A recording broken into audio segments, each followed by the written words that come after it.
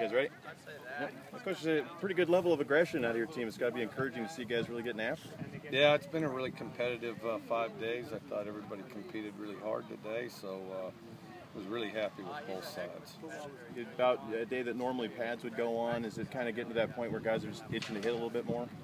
Well, yeah, but we've been having good work, good contact. You know, we're right now we're a little fatigued, and so I wanted to put that off a little bit. Obviously, we'll be in full pads at some point, but we essentially are able to practice nearly everything similar to full pads as we are right now. A lot of new faces on the O-line this year. How are they coming along so far?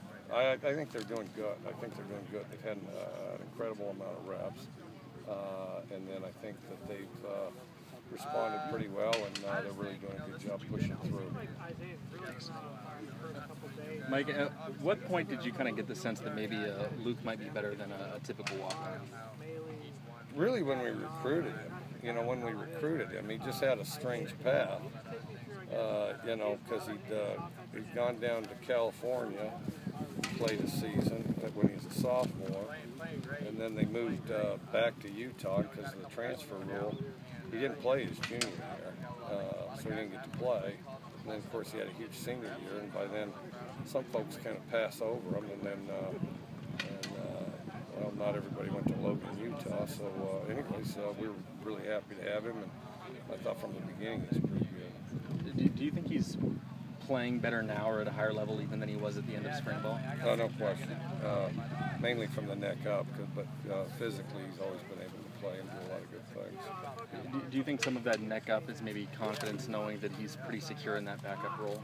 I think more of it's experience, you know, because he played as a pretty secure individual, I thought, in spring when it was competitive, and I also think some of that brought out the best in him and tightened his focus, and of course he hung his skills better. He's an incredible worker, and then I think that the biggest thing is just more time to study, more time to watch film, more time to sink in, and then they threw a lot over the summer. Does he emulate Connor's style, or does he have his own kind of unique way of doing it? Kind of got his own. He's a very relaxed guy.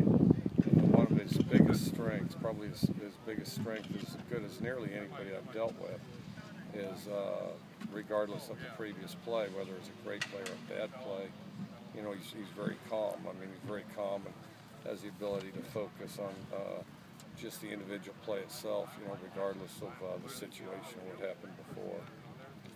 Didn't see Sebastian LaRue today. Is he still on the team in good standing? Yeah, good standings. Got some family deals he's taking care of. But you got the first kind of week under the belt. What's the next step you'd like your team to take in the next week or so? Just keep getting better. You know, so far we've had each practice has been better than the last, and we need to keep doing that as often as we can. You know. It seemed that you were frustrated with the third down conversions yesterday. What changes, if any, did you see in the offense today? We were more consistent today. I mean, we limited what we ran. We really, when you get right down to it, for the most part, we ran 3 plays today, and so I thought, you know, when you consider how much we limited them, I thought they played real well. I thought they did a lot of really good things. A real nice diving catch for a touchdown over there, followed up by a one-handed catch. Do you think that those things are kind of contagious? Guys want to make plays when they see someone else do it? Seems like it. One of the best catches I've ever seen was the one Myers had, and that's one of the best catches of my entire career. And then, of course, the very next play, Craycraft had a great catch, and then the one at the end Myers had was really good too. So. As far as the running backs, are Wicks and Morrow kind of making a run at that number 1 spot? Yeah, I think they are. Wicks has been the most explosive guy in camp so far, and there's, you know, we just need to kind of broaden his experience level and what he can do. We talked before about your depth chart is if the season started today, and if it did, would West still be with the ones or no? Yeah, it would probably be West and Morrow, and then Wicks is making strides. I thought Caldwell had a pretty good day today too. I was talking to Connor a few days ago, and he mentioned that there were so many receivers last year, and this offseason he really wanted to develop a relationship with 2 or 3 and have some primary targets. But when you have so many different guys making plays out there, do you think it's still going to be kind of that big core of receivers like it was last year? Yeah, we'll play 8. We have a pretty good 8, and all the positions are real competitive right now. You know, but I think Vince is playing real well, and then Dom will get on a run, and then Myers is really hot today on the other side, and then and then Calvin Green and Ricky Galvin are having a heck of a battle right now. So. Is any of that designed to keep players happy and get them touches, or is it all just about what's the best play for the team right now? Well, we're going to need 2 at each position to be as fresh and fast as possible.